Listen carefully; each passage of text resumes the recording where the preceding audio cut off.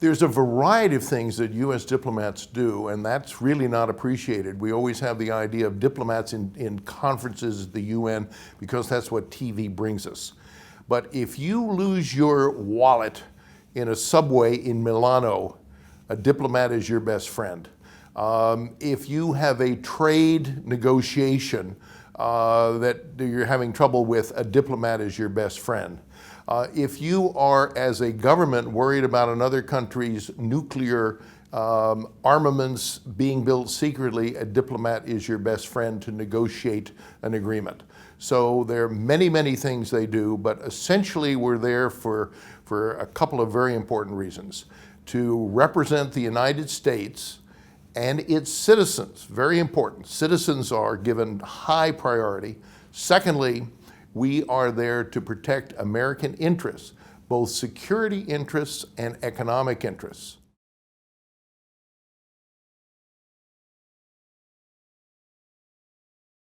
After the Civil War, the United States military looked at the battle fatalities that were caused by officers who had been given their officer jobs by patronage. And they found a correlation between rookie military officers and the number of deaths that took place in their units. So they stopped it. In the 1860s, all the government jobs, major jobs in the US were given away by patronage. That was changed and abolished. So all jobs in the federal government were essentially given away on the basis of merit, except for consular and diplomatic jobs. So what the Rogers Act did, it created an institution, but most importantly what it did is it stopped the patronage system in the United States from impacting the appointment of our foreign service personnel doing diplomatic and consular work, except for ambassadors. And that is the problem we have today, that over almost 40% of American ambassadors overseas are non-professionals. Some of them are very good, have very comparable and good professional experience, but a high number, probably half of that 40%, are people who have bought their jobs by fundraising for their political party. Terrible. Well, what happens is when you have an embassy which is led by a professional, he or she fits in, they know what's going on, they know the country, they know the people, and most importantly, they know the language and the culture. I mean, diplomacy is about relationships. There's a major distinction between the military, who has an objective: take this hill, win this war, protect this strait. Those are very defined goals. The military goes out, accomplishes that goal, and then they go back to their base. The diplomatic service is about relationships, developing those relationships over time. It is not a one-shot deal. And so what we need are really skilled, talented people in cultural relationships to lead and advance American interests. The ambassador is critical because he or she is the most important person in the embassy, the boss, but also he or she is the person who has the widest range of contacts in the country of their assignment with the host government officials, with the elites in the society, with the media, and with the public.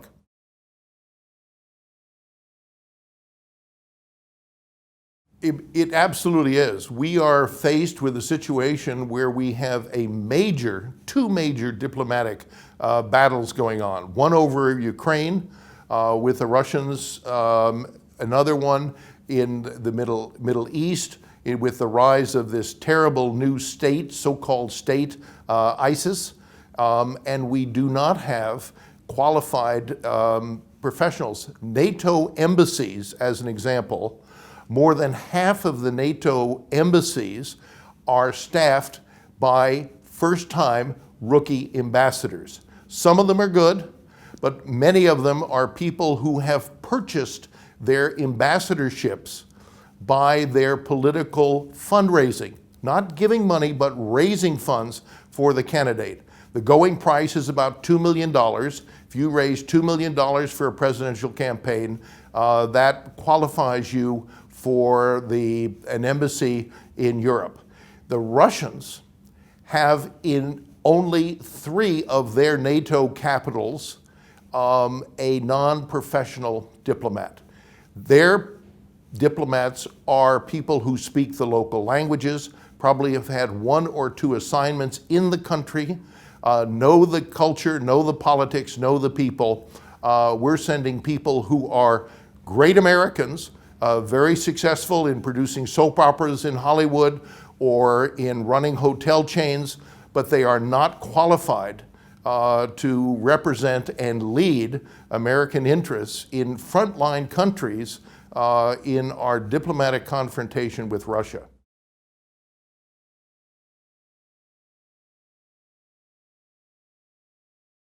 The nature of diplomacy has changed dramatically in the 21st century.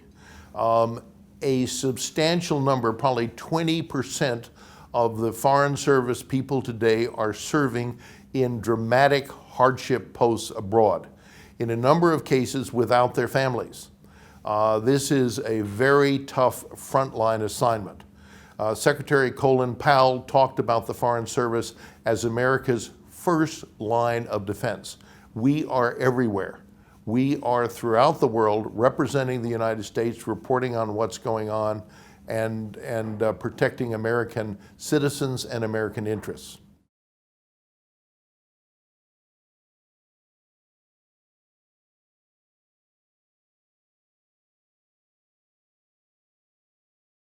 Secretary of State Colin Powell had it right.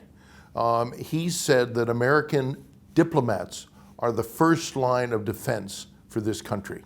We are out there everywhere with no body armor, no sidearms, no weaponry, and we are in every place representing U.S. interests and protecting U.S. citizens. That's a critical job.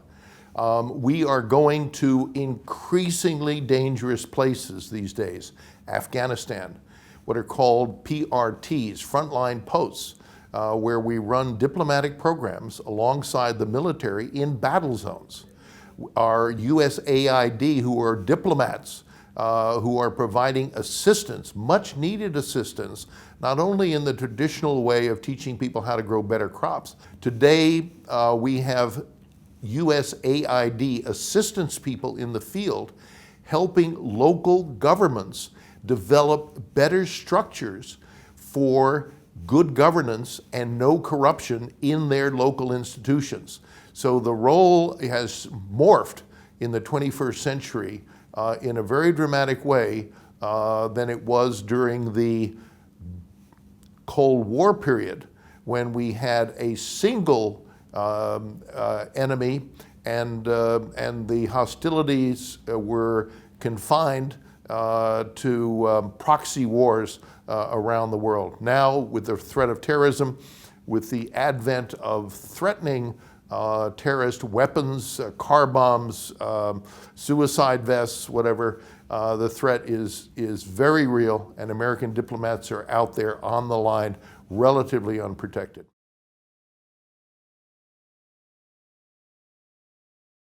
Well, the American diplomats project American values in a myriad ways.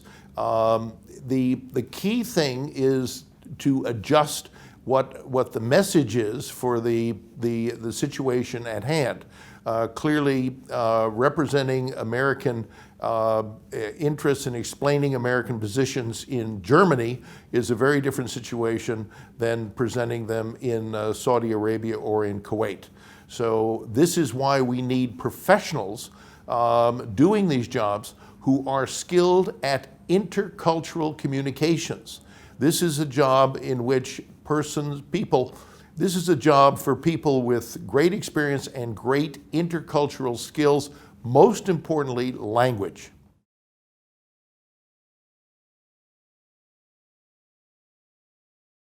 the United States has economic and commercial relations with the whole world.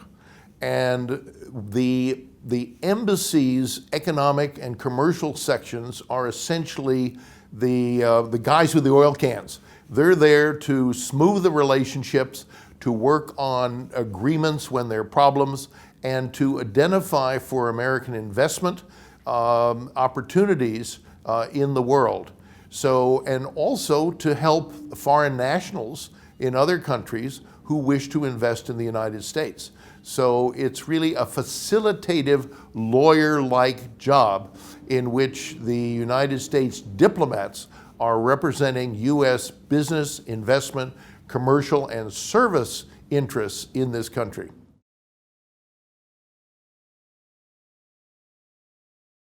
The greatest challenge to the Foreign Service today is the loss of its influence and power in the foreign policy making process. There are a number of competing interests vying for the president's attention in making foreign policy. The first and foremost is the National Security Council, which has grown from a staff of, in the early days, 50 to 100 people, to a staff when it's, with including all the detailees who are not really officially counted, probably close to 600 people. So they are no longer just making policy on the issues which are of major concern to the National Security Council leadership. They are in fact conducting diplomacy from the West Wing of the White House. This is a dramatic change. This is a dramatic change in the conduct of diplomacy. The other new element is the growth of what I call securocrats.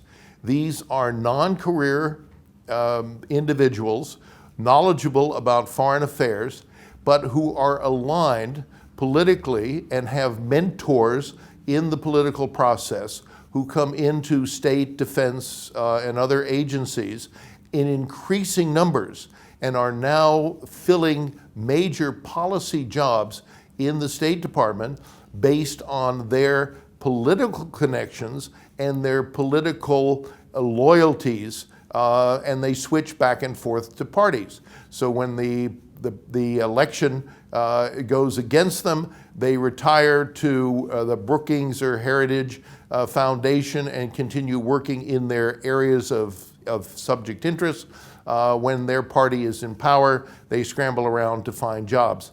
What's happening is that the number of jobs being filled both in state, defense, and in other national security agencies by these securocrats is increasing, and there is less and less reliance on the Foreign Service. In the past, the American ambassador judgment sent back to Washington had enormous weight and respect because he or she was the person on the ground who provided the ground truths about what was going on in the country and also observations of great import in terms of the relationship and strengthening and continuing a good relationship with that country.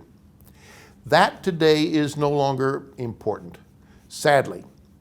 Washington in the NSC, in the political securocrat world, has very decided views about how the world works. They are less interested in receiving and changing policy on the basis of the inputs, the ground truth inputs from the field. That changes the success rate of American policy because in a way we are looking now in both Europe and in the Middle East for coalition partners to take on ISIS and to take on the Russians. In order to do that, you need good relationships. Your ambassador and your embassies in the field are the ones who are the best advisors in terms of how to strengthen those relationships to ensure that when the balloon goes up, the other countries are willing to judge and join in your efforts in the world. That is what American diplomatic leadership is all about. If we do not understand what's going on in the other countries, we are subject to making grave errors if we make judgments based on what we hear at the policy level in Washington think ought to be going on in the world.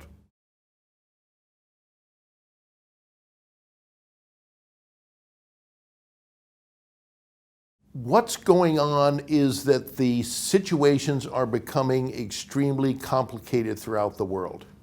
And the decision-making process thoughtfully has to take in so much information and evaluate it. There's an enormous overload of information from our national security inputs from around the world, from diplomats, from military sources, from national technical means, spies in the sky, eavesdropping, and from our UMINT intelligence spies that we have. This all has to be sorted out, and there are also major areas of unknowns, areas, for example, in ISIS, where we do not have really deep understanding of what's going on in regard to their decision-making process, their goals and objectives. The president has got to make decisions, and there's got to be a filtering system to sort all this information out. I am concerned that we are sending overseas to a quarter of our key diplomatic missions, our G20, the big guys, diplomatic missions, ambassadors who are there because of their political fundraising, not because of their language ability, their understanding of the country of their assignments. Consequently, when the diplomatic reporting comes back from Washington, it is not given the same weight as it would be were it came from a person who had years and years of experience in that area. A good example, Ryan Crocker, who I was with in Beirut 36 years ago when the building was blown up, when Sabra and Shatila took place. He's been working for 40 years in the Middle East and is, fluent, knowledgeable, connected, and understanding. Those are the kinds of critical inputs that are needed from the field from seasoned professional diplomats.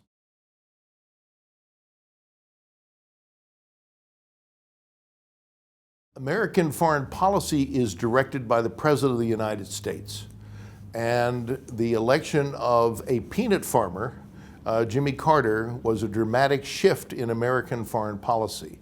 We changed gears from a foreign policy which was directed against anti-communism to a foreign policy which had a major element of human rights involved in it.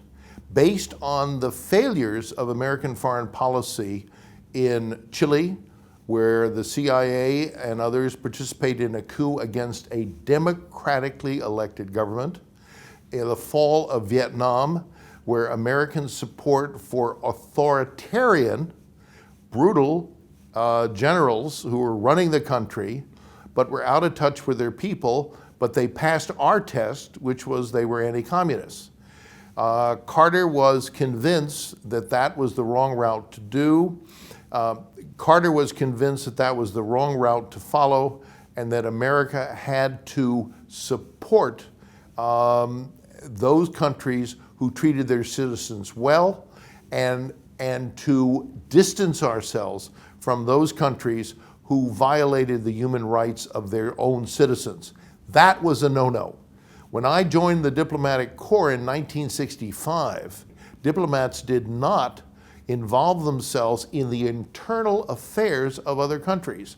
We talked about trade, we talked about aviation landing rights, we did all these things that diplomats do, but we didn't talk about the behavior and the brutality of the local government. I arrived in Argentina at a time that a military coup had occurred, and there was a clandestine program in which the Argentine military clandestine forces were kidnapping, torturing, and killing citizens who they thought were communists or communist affiliated. And the program was out of control, and I was the guy who reported on it by opening the doors of the American embassy and inviting thousands of people to come through the embassy to tell me their story. This was before computers. So we used 5x8 cards to record this information. And the end of the day, after grueling 4 hours of interviews, we had to sit there and think through what we had learned and try to piece the information together. What was happening was what happened was the Argentine military adopted the French anti-terrorist program, which the French had used overseas in Algeria and in Vietnam, which was to capture a suspected communist terrorist, torture him, get the names of his or her associates, then immediately go out and capture them, and then continue the chain down until it ran out of names. When they finished the torturing and had the information, they then killed and clandestinely buried the bodies. My job was to collect the information from the families, which I did, and to take a temperature chart and make a temperature chart of my job was to talk to the families, get the information about this clandestine, brutal human rights violation operation that was going on by the government in Argentina. One of the wonders is that the United States is deeply concerned that the NSA is intercepting our overseas emails. Can you imagine if your government was secretly capturing, torturing, and killing American citizens because they were suspected of being terrorists or communists? That's what happened in Argentina, and I was there to blow the whistle on it, and it changed American relationships. It also, because of the work there, it became kind of a key marker in the international debate over human rights in the world. And so with the Argentine case joining the case of the terrible tragedies in Greece by the Greek generals, in Cambodia, the world opinion and international law and practice changed. So in one way, the joy of being a diplomat is that you are up close and personal with history, and that your actions can change history and can change institutions over time. You play a small role, but it's one that you can look back on with a certain amount of pride that what was a very tough struggle at the time had long-lasting effects. Not every time, but from time to time, and that's very satisfactory. I ran the emergency unit, and I don't know if you know anything about our emergency operations overseas, but that's another aspect of American diplomacy that's important. Another key aspect of American diplomacy is response to international emergencies. Today we're facing an outbreak of Ebola in West Africa. The CDC and American doctors channeled through USAID are on the ground as American diplomatic presence battling that epidemic in West Africa. I founded and ran in the State Department a unit which responded for man-made disasters around the world, dealing with the flood of refugees that in those days were pouring across the border from Afghanistan into Pakistan. Millions of people came across. We were involved in providing assistance to the UNHCR and to efforts inside of Afghanistan trying to retain people in their home villages and give them the wherewithal to stay so they wouldn't cross the border. We also have major efforts, which everyone knows about, in terms of providing American assistance when there are natural disasters around the world through the fine work of our USAID diplomatic colleagues.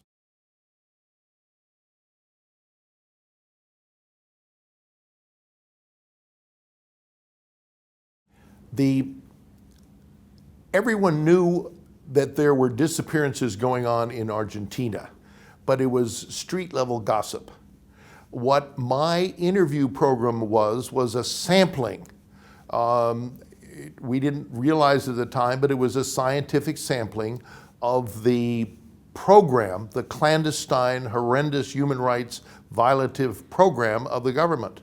So based on the data that came to the embassy to report, we had a picture. We had 14,000 reports that we had. Not all of them people who had disappeared, but some people had been just taken prisoner, whatever. But the total was about 14,000 reports. So we had a huge database, which we did in pencil and paper, and provided a fix on the clandestine operations, which were not reported in the press and were only word of mouth. And so it was very important to make concrete what had been very shadowy and well hidden by the Argentine government, and that was my job.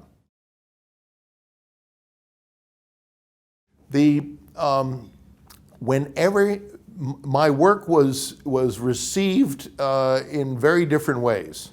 Whenever the U.S. government changes policies, it creates enormous backlash among those inside the government who supported the old policies. The Latin American Bureau had as one of its bulwarks the view that in the United States had to maintain good relationships with the militaries of all the countries in Latin America.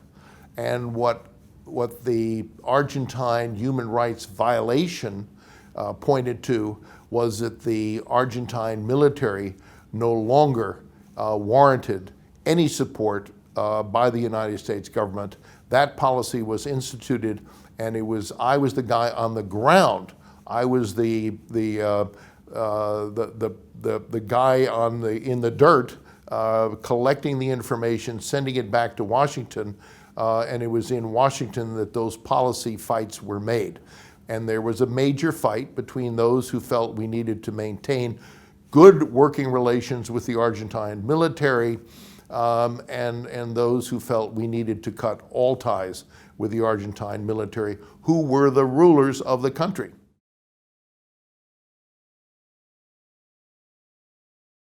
Well, the Argentine military ran several operations against me. Once they caught me at night alone and stopped my car, and within 10 seconds there were 6 guys pointing rifles and pistols at me, and I thought I was a goner. And I somehow had a visualization that if I kept my arms above my head, they couldn't claim that I was going for a gun, because the forensics would show that the bullets had gone into somebody whose arms were above their head. So I kept my arms throughout the whole 15 minutes of terror interview with these guys, and they finally let me go. They did a couple of other raids on my house. We stepped out the door, they jumped us, tried to arrest us and put us into a car, put me into a car. I told after these events, I told the security officer, I said, "Don't worry, I'm too big." I was 6'7" in those days and weighed about 260. And I said, "I'm too big to fit in the trunk of one of their cars." And he told me very blithely, he said, "Don't worry, they'll send 2 cars."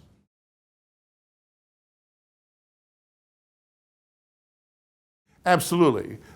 Diplomats have a responsibility to expose human rights, and that's now institutionalized in human rights reports. And that was one of the big changes that took place in the Congress just prior to the Carter administration's coming in office.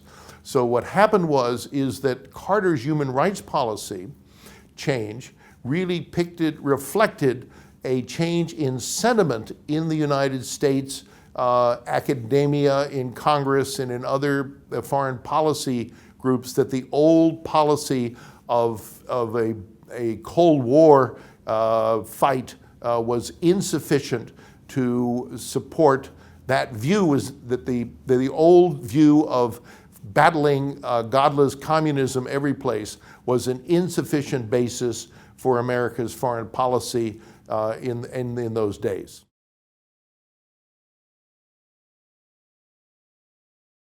One of the joys of being a Foreign Service officer is that you change jobs all the time. I went over to the Environmental Protection Agency as the assistant director for international programs, a very senior job in the agency.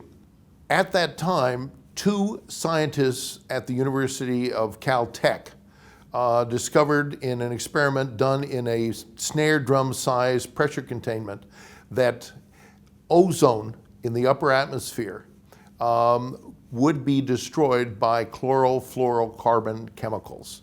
This was a research lab experiment, but the implications for the planet, for the entire planet, were dramatic. I approached my boss, the administrator of EPA, Russell Train, a very fine, outstanding environmentalist, and said, "Boss, we need to make a speech on this and at a NATO environmental ministers meeting." And he said, "You write it. If I like it, I'll give it." So I stayed up all night and I wrote a speech in Brussels for Russ Train to give. The next day he gave the speech alerting the world publicly to the implications of the destruction of upper atmosphere ozone by the release of chlorofluorocarbon chemicals, which are in everything, in your plastic drink cup, in your air conditioner, in all of American and world industry.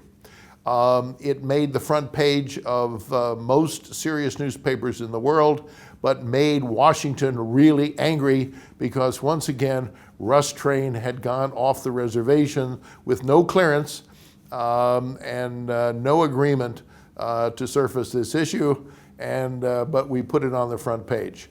This, in later years, led to the adoption of the Montreal Convention, which essentially the world came together and agreed to replace chlorofluorocarbon, which was creating ozone holes and allowing harmful radiation to hit the planet. And that program has been a great success. It is the model for the programs that we now need to deal with the global warming problem of CO2 and methane and the other gases that we have in the world. So again, diplomats can have an impact through their bosses, through the chain of command. And in this case, both Russ Train and I got in trouble because we essentially spoke without the full consideration and judgment of the White House, the State Department, and the other agencies of the U.S. government.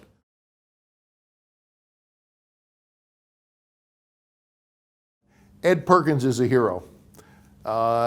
He was America's first black ambassador to South Africa, an appointment made by Ronald Reagan, but one which created enormous dissension in the black community in the United States. Ed had the great experience in Africa, great experience as a diplomat, and great credibility on all sides in South Africa. He was steady. He was straight. He was a man who you could depend on. And that was an enormous benefit in the battles that the United States was engaged in preparing South Africans for a democratic future post-apartheid. And Ed and his team, and I'm very proud that I was part of that, were engaged in a struggle to not only defeat apartheid, but also to help prepare the majority of South Africans to advance and take responsibility for running their country, which they had been denied for hundreds of years.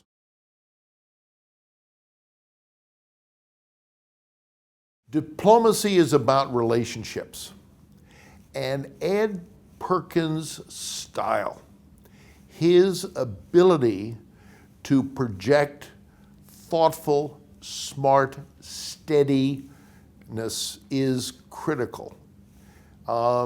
He was a person who you respected and a person who gave judgments softly,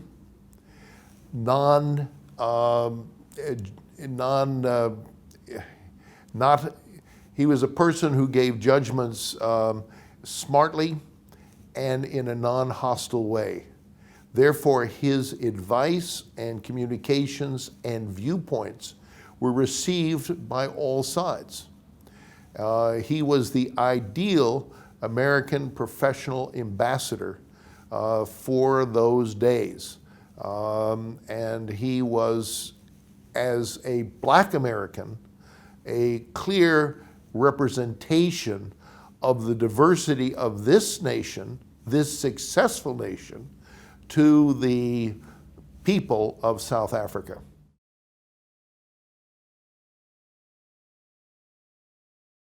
Diplomacy has been key to American history and American success, starting with Ben Franklin. Highlights are well known. The work of Chester Crocker in Southern Africa, in creating the new country of Namibia from a protectorate, arranging for the Soviet and Cuban troops to be withdrawn from Angola, easing the foreign pressures in South Africa, which allowed them to consider ceding power, the white Afrikaners, to a majority rule structure in the country. There are many, many examples. Today, the United States public has come to a real deep understanding that we cannot provide leadership nor solve the many problems that bedevil this planet through the use of military force, of which we are number one. What we need essentially are skilled diplomats in all these places to develop long-term relationships, to point out joint aspirational ideals that we share with other leaders, other publics, in a way that is effective and brings in other people into coalitions working in the world for the same goals that we have. That's the role of diplomacy today. It is more important than ever. American leadership is no longer the leadership of a naval carrier group. It is now increasingly the leadership of American skilled interlocutors working with the governments and the elites and the publics in foreign lands.